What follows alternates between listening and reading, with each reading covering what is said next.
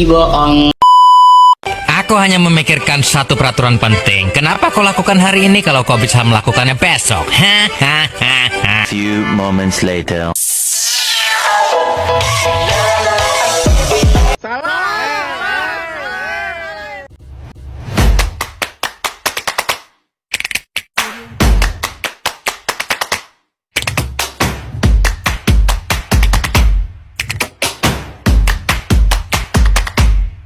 Assalamualaikum warahmatullahi wabarakatuh. Perkenalkan, saya atas nama Nur Fajria dengan NIM B0521510 kelas D dari Prodi Administrasi Kesehatan Fakultas Ilmu Kesehatan Universitas Sulawesi Barat. Nah, jadi teman-teman, di sini saya akan menceritakan sebuah webtoon Trauma Center pada episode 1. Dari yang saya baca, Trauma Center pada episode 1 ini menceritakan sebuah tentang rumah sakit yang ada di Universitas Korea yang kekurangan dokter sehingga pasien banyak yang meninggal karena tidak ditangani dengan baik. Dengan kejadian tersebut, Direktur Rumah Sakit Kim Jong langsung mengambil sebuah sikap dan mencari dokter ahli bedah untuk bekerja di rumah sakitnya.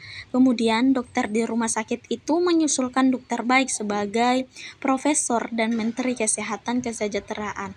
Menyetujui setelah melihat kemampuan dokter baik dalam melakukan operasi beberapa hari berlalu. Dokter ahli bedah yaitu dokter baik datang mengunjungi rumah sakit Universitas Korea tersebut. Kemudian ada pasien yang datang dengan kehilangan kesadaran. Kemudian dokter baik ini melihat bagaimana dokter di rumah sakit itu menangani pasiennya.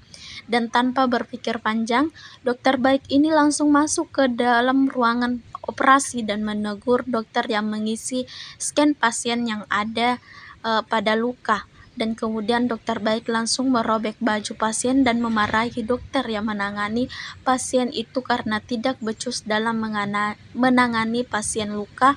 Dengan kedatangan dokter baik di Universitas Korea, keadaan rumah sakit ini pun berubah dari yang sebelumnya yang tidak terlalu profesional menjadi profesional.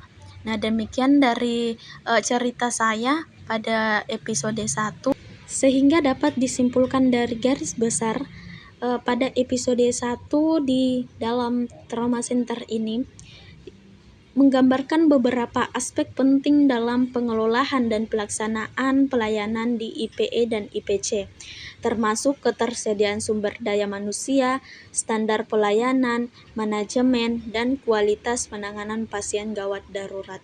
Demikian video dari saya.